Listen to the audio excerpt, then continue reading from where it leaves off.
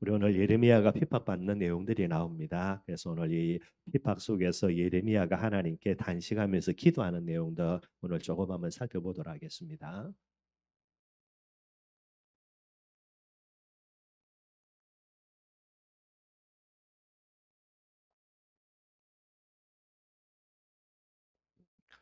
저와 여러분들도요 많은 문제들, 핍박들 일어날 수 있겠죠. 이때 우리가 어떤 사명도 또 어떤 부분들을 감당할 것이 되는가 조금 이렇게 살펴보도록 하겠습니다. 계속해서 여러분들 지금 이제 한 해의 시작입니다. 1월 달입니다. 그래서 올 한 해 동안에 우리가 어떻게 이제 여러 가지 부분들의 중심을 가지고 기도해야 될 것인가 그 내용들과 방향들 조금씩 이야기를 하고 있습니다. 그래서 이번 주 씨를 뿌리는 자 그랬고요.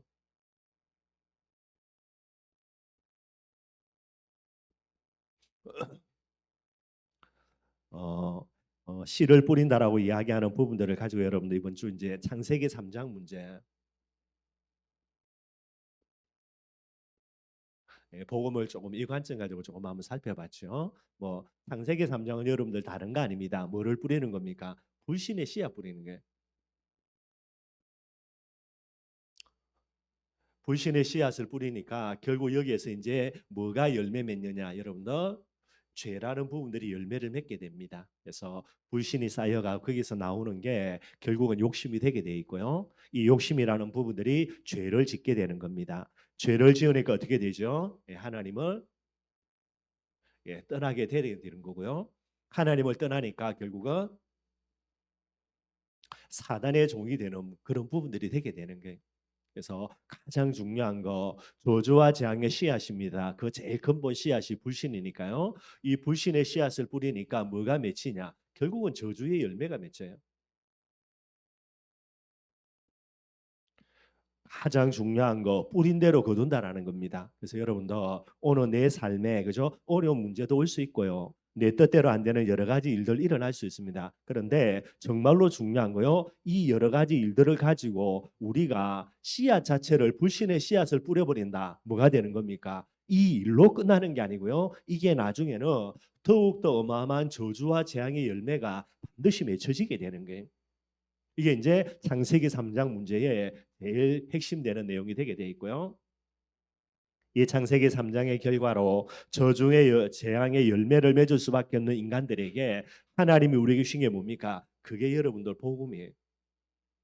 복음은 가장 간단한 거 예수님이 그리스도라는 게 복음의 비밀이 되게 되지요. 그래서 하나님 우리가 의논하지도 않고요. 그리스도 보내주겠다. 그래서 이 그리스도로 오신 분이 성령으로 잉태되어서 동정녀의 몸에서 여자의 손으로 태어나신 분이 예수님입니다. 이 예수님께서 십자가에 죽으시고요. 부활하시고 성천하셔서 성령으로 지금도 우리와 함께 계시려 하는 부분들이고요. 이게 이제 복음이라는 게. 근데 제일 중요한 내용이 뭐가 돼야 됩니까? 이 복음이 우리의 마음속에요. 믿음으로 반드시 씨앗이 뿌려져야 되는 겁니다. 하나님이 우리에게 복음 주셨다 해가지고요. 모든 사람이 구원받고요. 모든 사람이 창세기 3장에서 빠져나오는 게 아니에요.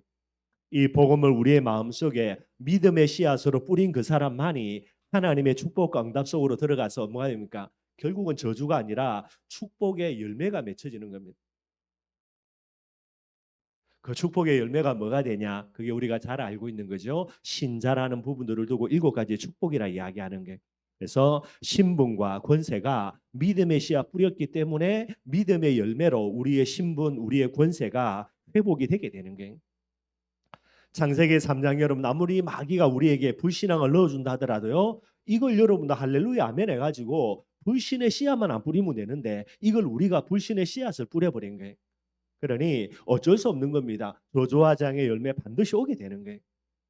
오늘도 저와 여러분들이 아무리 우리가 하나님의 자녀다 아무리 내가 그죠 저 같은 경우 목사지만요 목사와 장로고 권사가 아무리 이야기해도요 씨앗 자체를 저주와 재앙의 씨앗입니다. 이걸 뿌려버리면은 어쩔 수 없는 거예요. 저주와 재앙은 반드시 오게 되는 겁니다.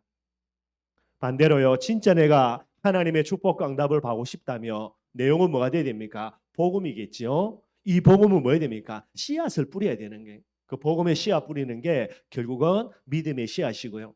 뿌린 대로입니다. 반드시 축복 강답의 열매가 맺혀질 수밖에 없게 되는 거예요. 반드시 여러분들 절대 불변의 진리입니다. 뿌린 대로.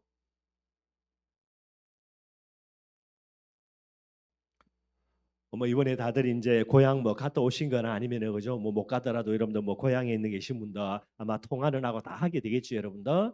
이런 여러 가지 부분을 보면서 여러분들 그죠? 나는 우리 가정 가문에 무엇을 뿌리고 있는가 늘 체크해 봐야 되는 게 뿌린 대로 거둬들이게 돼 있으니까요. 여러분들이 정말로 가정 가문 복음 많은 응답과 축복을 누리기를 원한다. 뭐 해야 됩니까? 계속해서 뿌려야 돼요. 근데 지금까지 뿌렸는데 안 되던데요. 그 여러분도 그거는 우리 사정이 아닙니다. 안 되더라도 해도 또 여러분도 응답 받으려면은 계속해서 뿌려야만 되게 되는 게 이런 여러 가지 부분들을 생각을 하고 여러분들 계속해서 우리가 이 일들을 진행을 해야 되겠죠. 그래서 여러분들 이번 주 이야기한 게 전도 제자입니다. 전도 제자인 저와 여러분들이 내가 전도 제자가 맞다라고 이야기할 때에 우리가 여러분들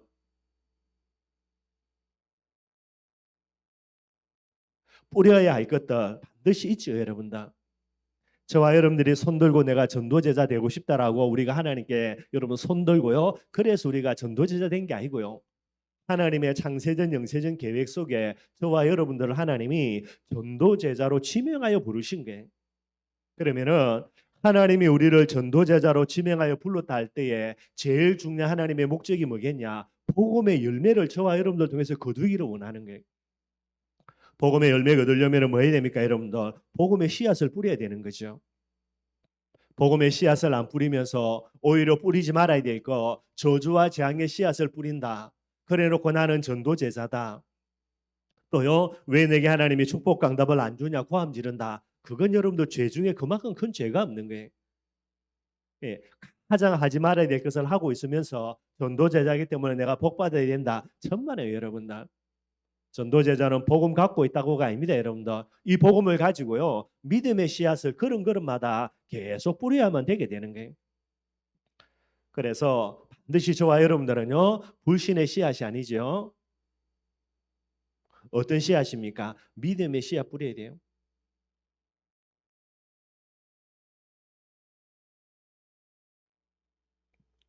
저와 여러분들은 어떤 문제와 사건 속에서도 불신의 씨앗이 아니라 믿음의 씨앗만 뿌려야 됩니다. 뭐 저와 여러분들이 그저 어떤 부분들을 거둬들이기 위해서 내가 이거 씨앗 뿌려서 거둬들이겠다. 그거는요 뭐 무리들의 이야기고요. 전도 제자인 저와 여러분들은 하나님이 내게 원하는 건 무엇일까? 복음의 열매지요. 그러면은 우리는 뭐 해야 되냐? 복음의 씨앗만 뿌려야 되는 게 아무리 어려워도 아무리 힘들어도 아무리 환경이 안 좋아도요. 그래서 믿음의 씨앗 반드시 뿌려야 되고요. 늘 말씀드리는 겁니다. 믿음대로 반드시 되게 되어 있습니다, 여러분들. 뿌린 대로 거두는데 가장 핵심되는 거 믿음대로 뿌리면요. 믿음대로 반드시 열매는 맺혀지게 되게 되어 있는 거예요.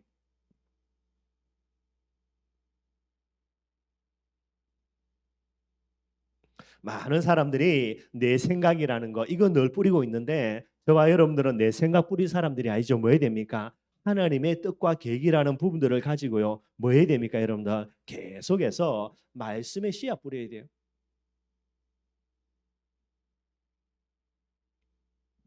말씀이 살아 있고요. 말씀은 여러분들 성취되는 부분들이니까요.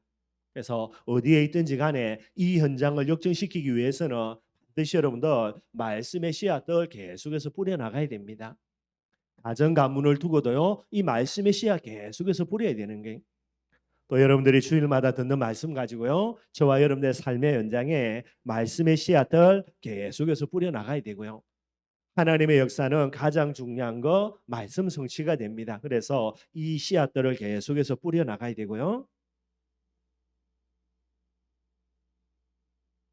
인본주의라 그러죠, 여러분들. 내 계획들요.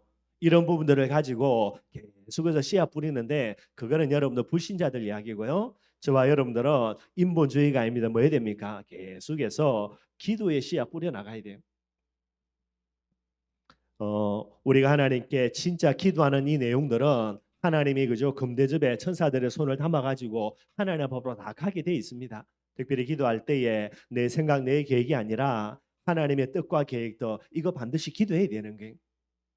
한 사람만 깨어서 하나님의 뜻과 계획을 위해서 기도해야 됩니다. 그 한 사람으로 부름받은 사람이 전도제자인 저와 여러분들이 되는 거예요. 네 번째로 여러분들 우리가 뿌려야 될 거 욕심이 아니죠. 우리는 뭐 어떤 씨앗 뿌려야 되냐? 사명의 씨앗이라 그래요. 특별히 우리의 사명이 세계복음화가 맞다면 우선순위가 뭐가 됩니까? 사단부터 계속해서 결박해야 되죠. 그래서 여러분들 가정 가문의 배후의 역사는 사단의 세력들 계속해서 꺾어야 됩니다. 이게 우리가 뿌려야 될 거예요. 그래서 사단만 꺾여지면은 가정 가문의 구원의 축복과 응답의 문들은 반드시 열려지게 되는 거예요. 이 비밀들을 늘 마음속에 품고요. 내가 진짜 전도제자가 맞다라고 이야기하면서 계속해서 여러분들 불신앙의 씨앗을 뿌린다. 말이 안 되는 거죠, 여러분들. 그러면서 내 생각, 내 계에 온갖 인본주의, 온갖 욕심들 이걸 계속해서 뿌리고 있다. 그거는 여러분들 전도제자일 수가 없는 거예요. 나를 하나님이 전도제자로 불렀다면 아무리 불신앙할 수밖에 없는 상황이라도요. 나만이라도 믿음의 씨앗 뿌려야만 믿음의 열매 거둬들이니까 그래서 하나님이 나를 은혜로 하나님의 자녀로 전도제자로 불렀다는 게 저와 여러분들 늘 기억할 수 있도록 하고요. 그래서 이번 주 여러분들 이제 몇 사람 성경을 통해서 몇 사람을 조금 한번 이야기 나눠봤습니다. 뭐 잘 아는 거죠, 여러분들. 요셉 같은 경우요. 얼마나 환경 여러분들 당연히 원망할 수 있는 환경이죠. 뭐 자기가 잘못한 거 아니니까 형들 때문에 이상한 여자입니다. 보디발의 아내 때문에 본인이 실수한 건 아니니까 그 부분에 여러분들 원망하고 불평하고 충분히 할 수 있는 거예요. 근데 늘 말씀드리는 겁니다. 이미 노예로 팔려왔습니다. 노예로 팔려와 가지고요. 형들을 원망하고 형들을 불평하고요. 계속 더 투덜투덜 거리본들 본인만 비참해지는 거예요. 이미 여러분들 보디발의 아내 때문에 뭐 잘못돼 가지고요. 이게 이제 감옥에 들어와 있습니다. 여기에서요. 맨날 보디발의 아내 욕하고요. 뭐 뒤에서 씹고요. 아무리 해본들 본인만 비참해지는 거라니까요. 어리석은 사람들의 특징이에요. 지나온 과거 어떻게 할 수도 없는 건데 물론 그까지 여러분들 네가 잘했냐 내가 잘했냐 따지는 거 나쁜 건 아니겠죠 여러분들. 따져가지고요. 보디발의 아내가 그저 죽일 사람이라며 형들이 죽일 놈이라며 그래 보도 어떡할 거냐고. 아무 가치 없고 소용없는 거예요. 요셉이 뭐 하는 겁니까? 이 상황, 이 환경 역전시키기 위해서요. 그래서 뭐 하는 겁니까? 믿음의 씨앗 뿌리고요. 꿈이었죠. 말씀이죠. 계속해서 씨앗 뿌리고요. 하나님과 함께하는 임마누엘의 비릅니다. 이 씨앗 계속해서 뿌리는 게 결국 어떻게 됩니까? 이게 나중에 여러분들 열매 맺혀지는데 한 번에 깨끗하게 모든 저주화장을 한꺼번에 역전시켜 버리는 게 이게 여러분들 전도제자입니다. 다윗도 마찬가지죠, 여러분들. 뭐 상황은 뻔한 거 아닙니까, 여러분들? 본인이 잘못한 거 하나도 없습니다. 단순히 그냥 사울 왕의 시기심 때문에 본인의 욕심 때문에요. 하나님의 뜻과 계획이 아니라 자기의 야망을 가지고 보니까 이제 다윗은 죽일 놈이 되게 되죠. 그런데 한 나라의 왕이니까 힘이 있지요. 온 나라의 군대를 총동원해 가지고요. 다윗을 죽이려고 합니다. 아마 죽일 수 있겠다 생각을 했겠지요. 근데 다윗이 여러분들 죽지를 않습니다. 왜냐니까 하나님의 언약이 있는데 이거는 이제 하나님 편에서 볼 이야기지만은요. 이 어마어마한 고통이 하루 이틀이 아닙니다, 여러분들. 거의 한 15년 가까이 계속해서 어려움 당하니까요. 근데 다윗이 그죠? 그 어려움 당하는 환경 속에서 저놈의 사울 저거 미친놈이다 저거 내가 잘못한 게 없는데 내가 한 거는 하나님을 위해서 나라와 민족을 위해서 도전한 것밖에 없는데 아무리 따지보고요. 사울 왕 욕하면서 죽일 놈 살릴 놈 이야기해도 그건 아무 소용이 없는 거예요, 여러분들. 다윗이 전도제자로 하나님 앞에 부름받았기 때문에요. 계속해서 뭐를 뿌려나갑니까? 믿음의 씨앗, 기도의 씨앗들, 말씀의 씨앗들 계속해서 뿌려나가는 거예요. 언제까지? 열매 맺힐 때까지. 계속해서 뿌려나가는 거예요. 15년이 지났습니다, 여러분들. 결정적인 순간에 하나님이 한 방에 깨끗하게 사울왕 없애버리고 다윗을 그 자리에 앉게 하는 거예요. 우리의 기준이 아닙니다, 여러분들. 그죠?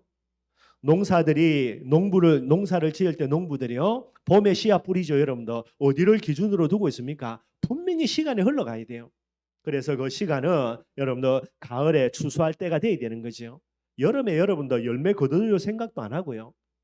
그러면은 전도제자인 저와 여러분들이 씨앗을 뿌렸는데 이게 언제 열매 맺어지냐? 그거는 우리 소원이 아니라 하나님의 손에 있다니까. 열매가 맺혀질 때까지 끊임없이 계속해서 뿌리는 부분들 그게 우리가 해야 될 일들이 되는 거예요.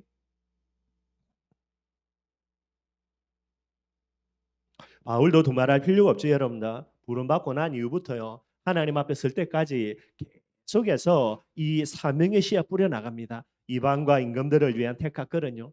계속해서 뿌려 나가니까 이게 조금씩 구체화돼 가지고요. 나중에는 이제 바나바와 함께 선교사로 파송받지요. 나중에 이제 바울과 실라, 디모데 거기에다가 누가가 합류하면서 여러분들 로마로 전환되면서 마게도냐 응답받고요. 그렇게 계속 인도받아 가다가 어느 날 결정적인 순간에 로마라는 하나님의 귀중한 계획들을 발견하게 됩니다. 그리고요, 이 비밀을 향해서 계속해서 나아가는 거예요. 끝까지 뭐 하는 겁니까? 올바른 씨앗들 뿌려 계속해서 나가는 거예요. 특별히 여러분들 이번 주 나누었던 말씀은 여러분들 이스라엘 백성들이 포로에서 귀환하는 건데, 이게 여러분들 70년 전에 예레미야가 뿌렸던 씨앗입니다. 우리가 계속해서 지금 예레미야 말씀 나누고 있죠, 여러분들. 예레미야가 계속해서 이야기합니다. 이스라엘 백성 너희들 정신 안 차리면은 하나님의 심판으로 포로되어 망한다. 어느 정도로 망하냐? 비참하기에 그지없을 정도로 망한다. 그래서 빨리 돌아오라. 한 놈도 안 돌아와요. 이 말 듣고 오히려 여러분들 자기의 고향 사람들이 열받아 가지고요, 예레미야 죽이려고 한두 번도 아니고. 그러니 예레미야 여러분들 억울한 누명 쓰고요, 감옥에 갇히고 얻어맞고 한두 번이 아니라니까. 이런 많은 부분을 두고 예레미야가 갈등하고 고통하는 게 오늘 본문에 정확하게 나오는 거예요. 그래서 이런 상황이 너무나 안타까워서 계속해서 예레미야가 눈물을 흘리고 있습니다. 근데 여러분도 늘 이야기하는 거, 운다고 해결되면 울고 앉아 있으면 되죠, 여러분들. 운다고 해결이 되냐고.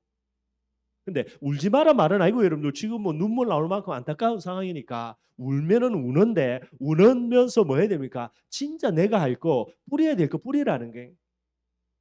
눈물 콧물 다 짤면서요, 나라 민족 생각하면서 항상 탄식하고 울면서. 그러나 그 상황 속에 예레미야가 가장 중요하게 미래를 역전할 수 있는 건 뭡니까? 복음의 씨앗, 말씀의 씨앗 계속해서 뿌려 나가는 게. 예레미야가 눈물로 울면서 뿌렸던 그 씨앗 때문에 결국은 70년이 지나가지고 이스라엘 백성들이 포로에서 돌아옵니다. 그것도 고레스가 칙령 내려가지고. 이게 1차 기한이에요. 돌아와서 얼마나 기쁨으로 하나님께 감사하는지 모르죠. 그러나 돌아보면요, 지금도 바벨론 땅에 너무나 많은 이스라엘 백성들이 포로 생활하면서 아직 돌아오지 않고 있는 게.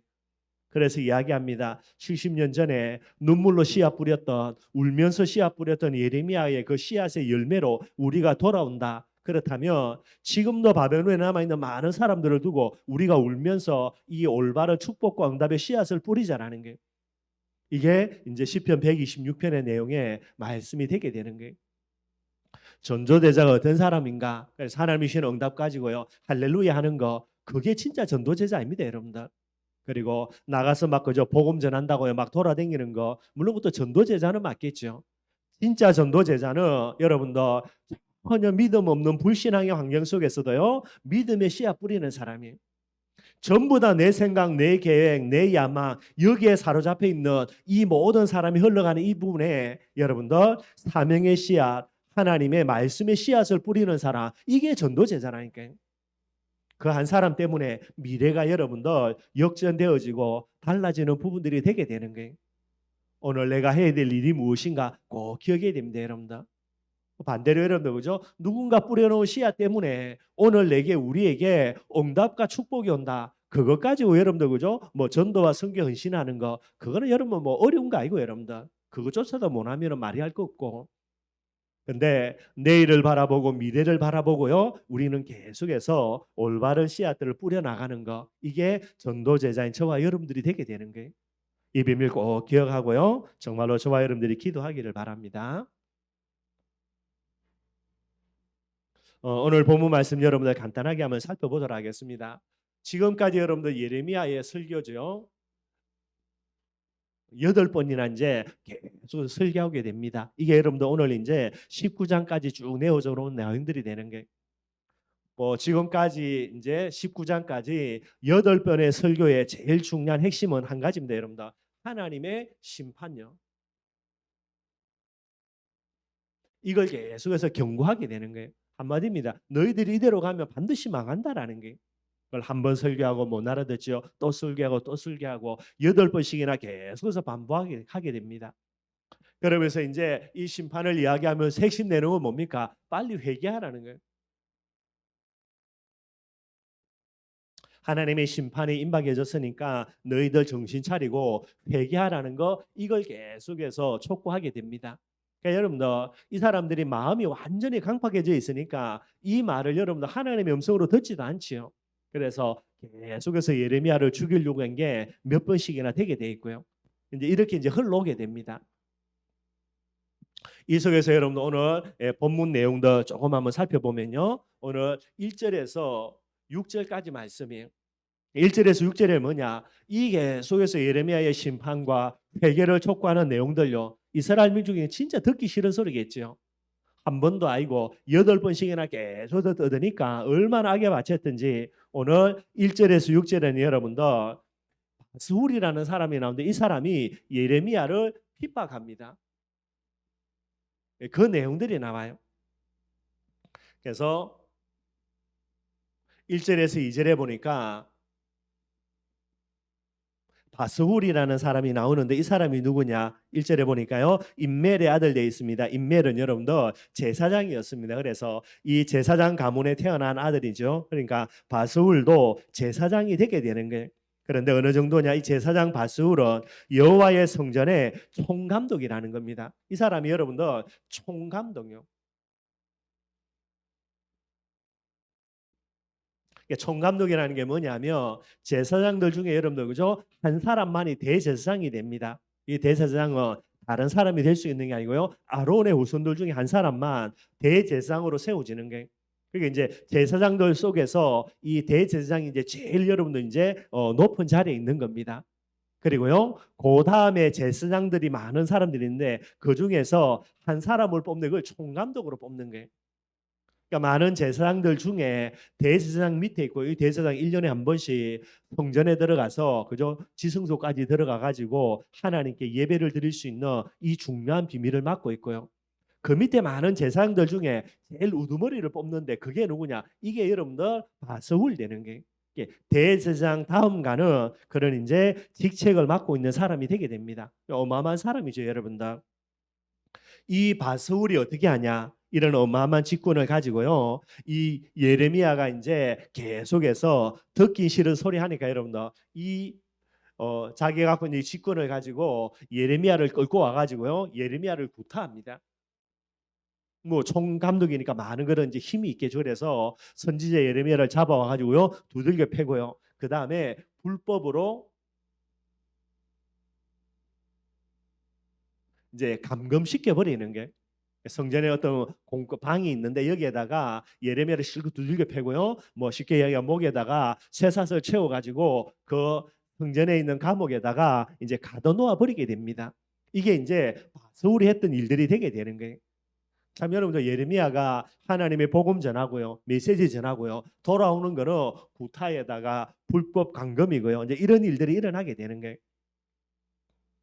그러니까 여러분들 뭐 아무리 예레미야 그래도 이게 뚜껑 열리겠죠. 그죠? 열받는 일들이 일어나고요. 그래서 3절에 보니까 뭐 선지자 예레미야를 계속해서 감옥에 이제 그 불법으로 감금시킬 수는 없으니까 그 다음 날입니다. 이 바스훌이 이제 예레미야 풀어줄 수밖에 없지요.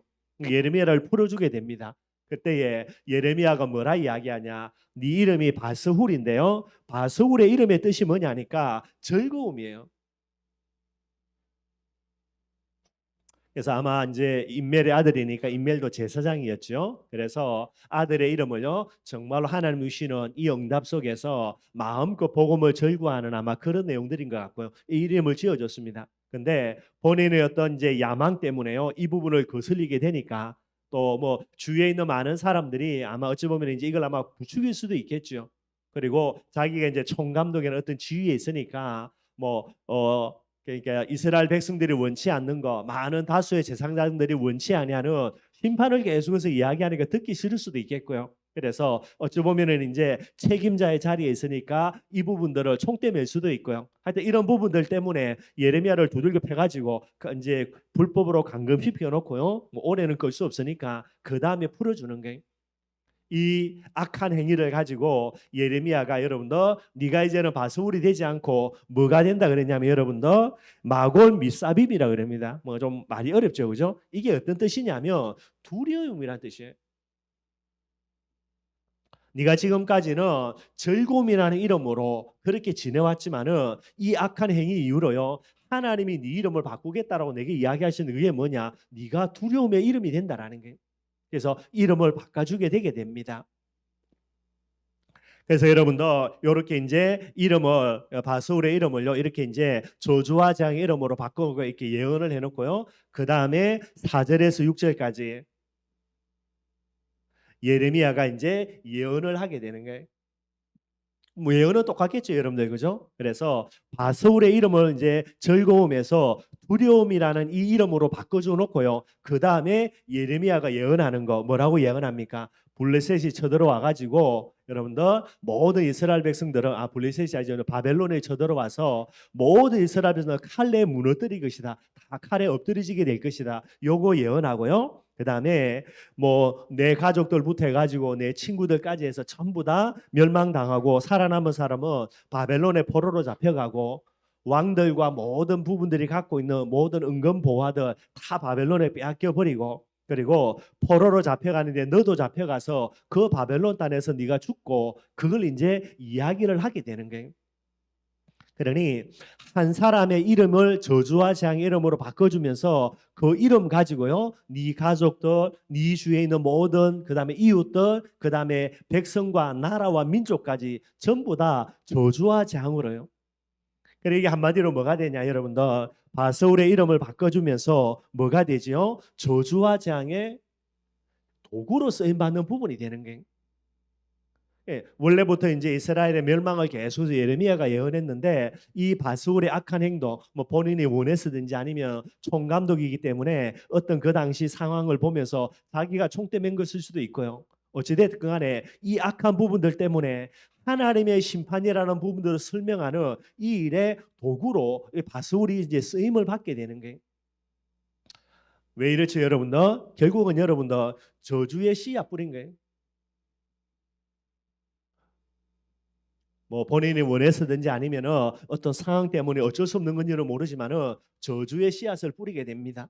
그래서 그 저주의 씨앗 뿌리니까 결국은 열매 거둬들일 수 있는 거 뭐 당연하겠죠, 여러분들. 저주와 재앙의 열매.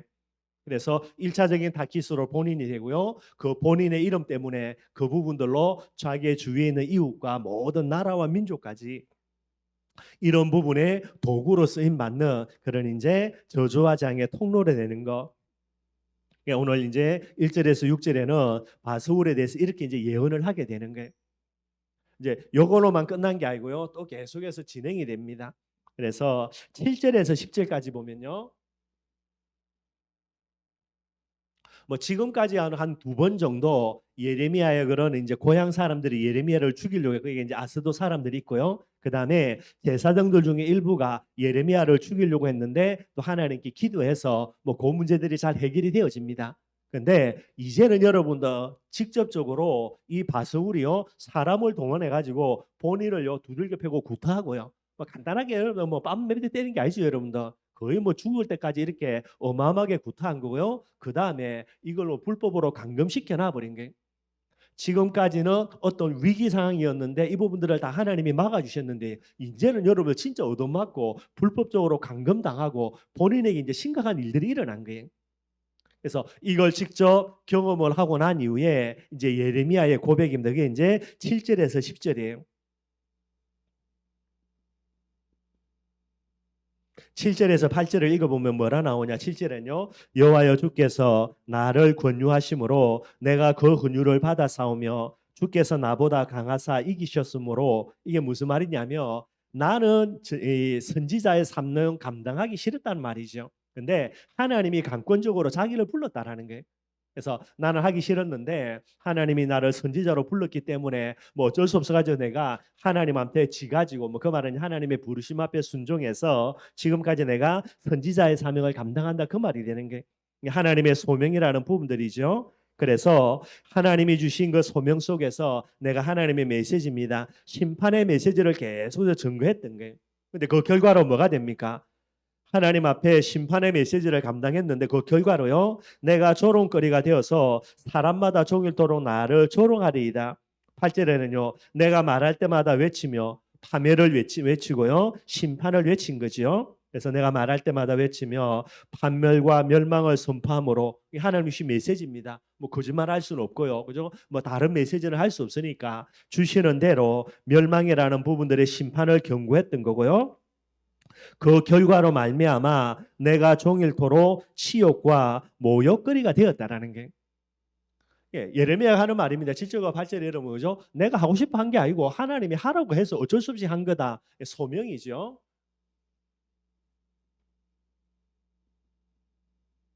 그리고요, 하나님이 나를 불러서 메시지 준 게 뭐냐? 그게 심판의 메시지입니다. 심판을 경고하게 되는 거예요. 그런데 돌아오는 건 뭡니까, 여러분들?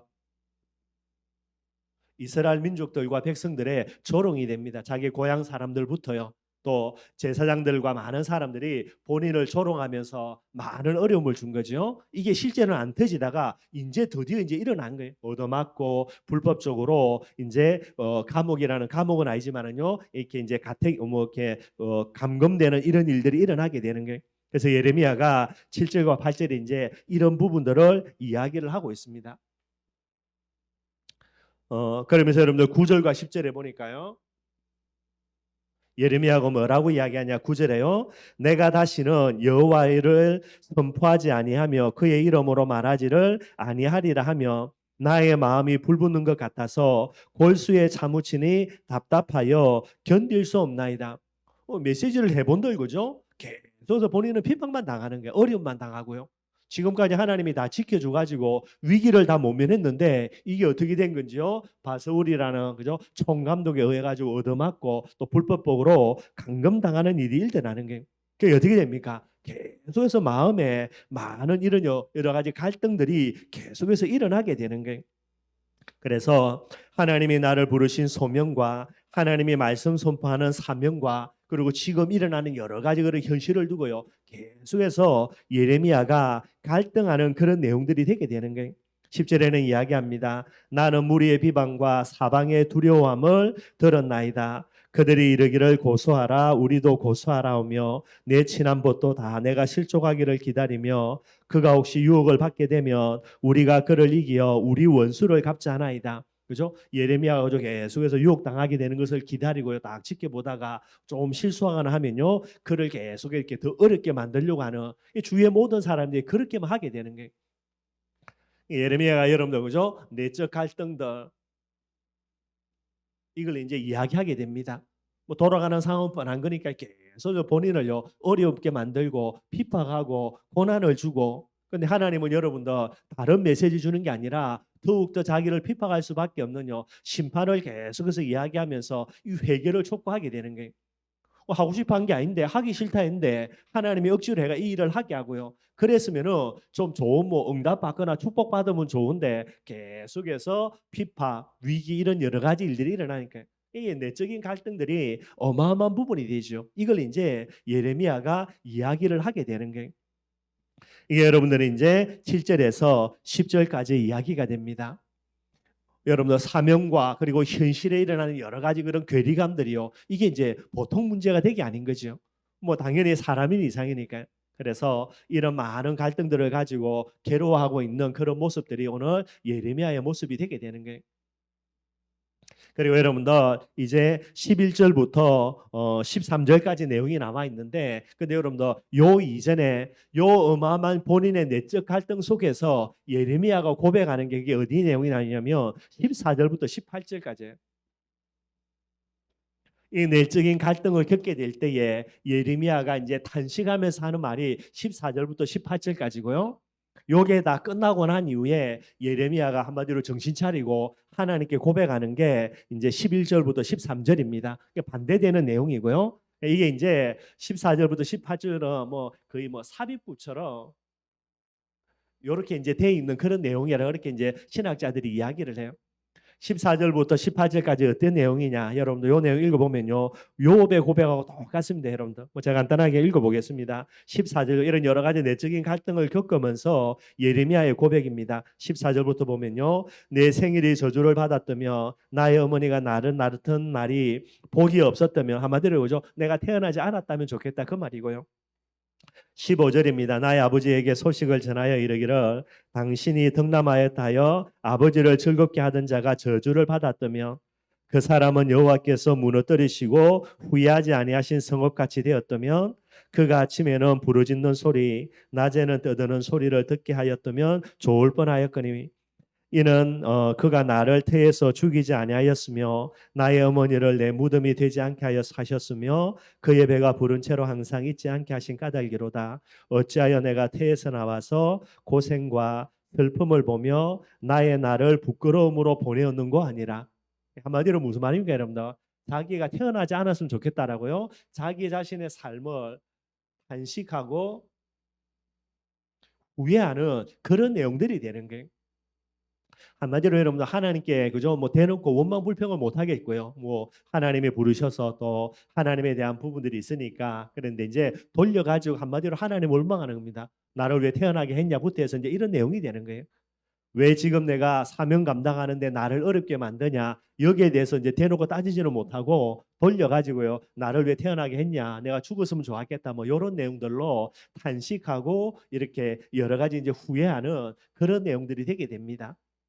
참 여러분들 그죠? 얼마나 이제 어려웠으면은 예레미야가 이런 식으로요 단식하는 내용들이고요. 근데 여러분들 이게 끝까지 가는 게 아니고 잠깐이에요, 잠깐. 그래서 하나님이 이런 부분들은 다 받아주시는 내용들이 되게 되죠.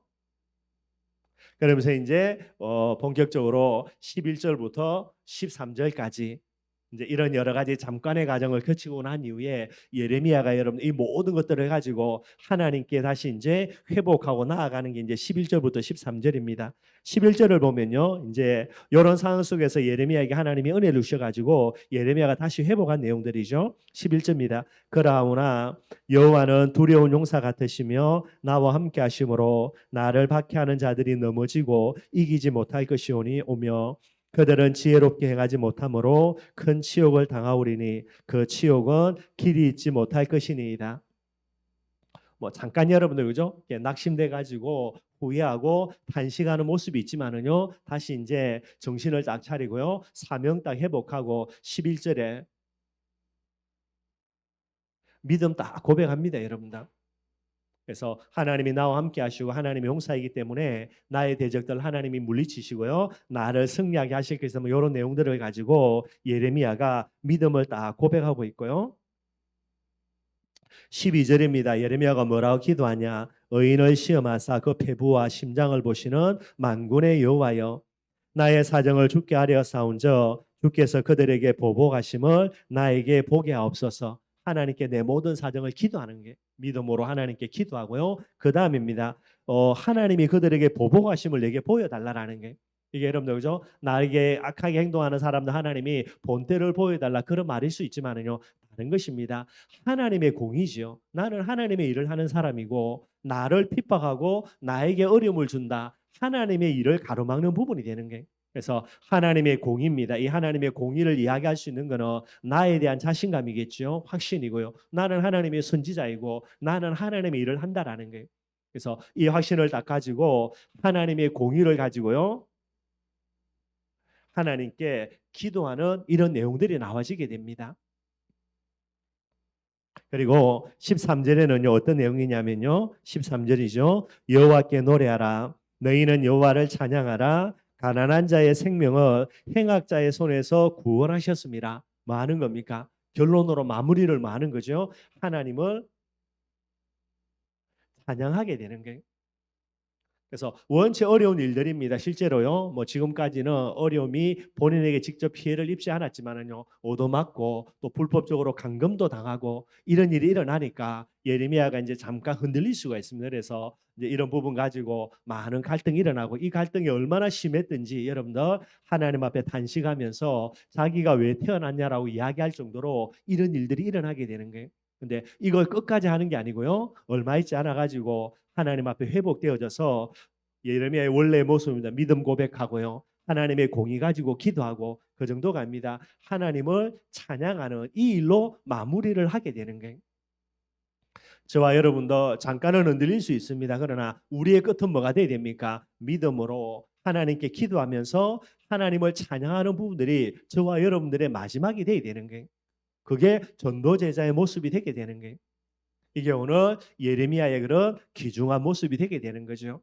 결국 여러분들 어떤 환경 속에서요, 뭐 우리가 사람이기 때문에 완전히 흔들리지 말으라고 이야기하는 것은 무리고요. 그래서 이런 어마어마한 선지자였던 예레미야도 흔들리게 됩니다. 이 내용을 우리가 욥의 고백을 통해서 잘 알 수가 있고요. 그러나 잠깐은 우리가 흔들릴 수 있지만은요. 그러나 전도 제자의 본분입니다.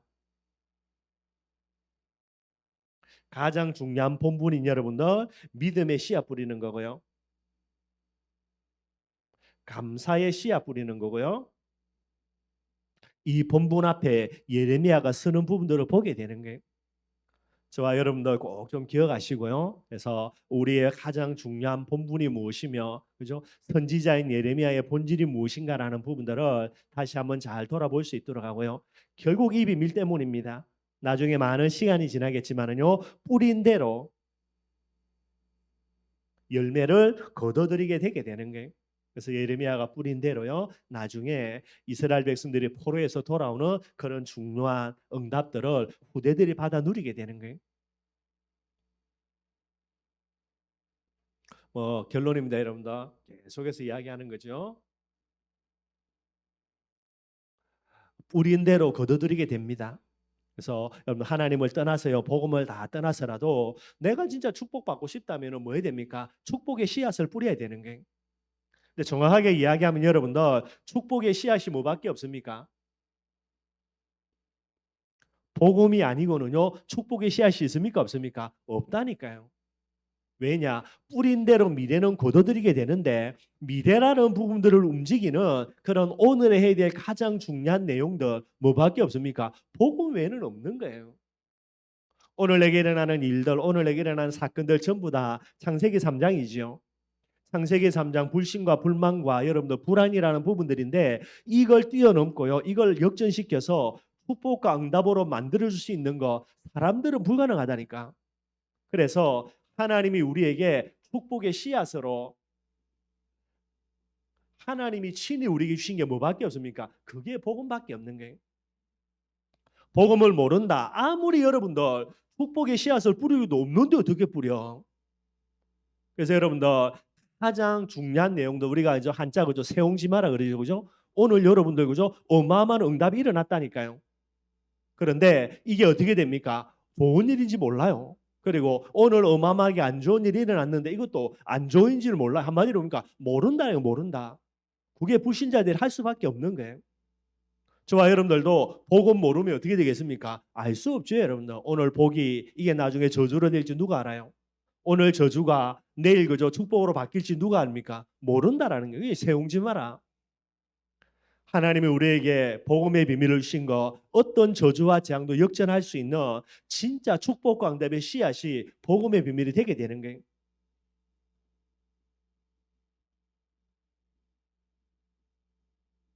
전도 제자는요. 그럼 저와 여러분이 어떤 사람이 되어야 되겠습니까? 간단한 게 아닙니다, 여러분들. 하나님이 우리를 복음의 비밀이라는 이 씨앗을 준 거는요. 복음의 씨앗 마음껏 뿌려가지고 뭐 해야 됩니까? 복음의 열매, 저와 여러분들 많이 거둬들일 수 있는 거예요. 이거 하라고 하나님이 예수 그리스도를 희생제물로 헌신하게 했어요. 저와 여러분들 하나님의 자녀로 부른 거예요. 이 세상을 살면서 마음껏 복음의 열매를 거둬들일 수 있는 유일한 사람이 우리밖에 없는 거예요. 이 열매를 가지고 뭐 하는 겁니까? 세계복음 하는 거예요. 세계복음만. 복음의 열매 거둬들면 뭐 해야 됩니까? 뿌려야지. 복음의 씨앗입니다. 이 부분들을 저와 여러분들이 반드시 뿌려야만 되게 되는 거예요. 근데 이것도 못하고 여러분들 그죠? 다 줘놨는데도 못한다. 그래가지고 여러분들 엉뚱한 짓거리 한다. 그러면서 내가 전도제자다. 이게 여러분들 이것만큼 큰 죄가 없다니까 여러분들. 저와 여러분들은 어떤 상황 속에서 많은 사람요 믿음의 씨앗 뿌려야 돼요. 그게 우리의 본분이라. 저와 여러분들 우리 춘천 임마누엘 교회가 춘천 연장을 두고요. 정말로 하나님이 가장 원하시는 복음의 씨앗 뿌리는 사람, 복음의 씨앗 뿌리는 교회 우리 외에는 할 수가 없습니다. 여러분들. 우리만이 할 수 있다니까요. 우리 가정 가문에도 우리만이 할 수 있고요.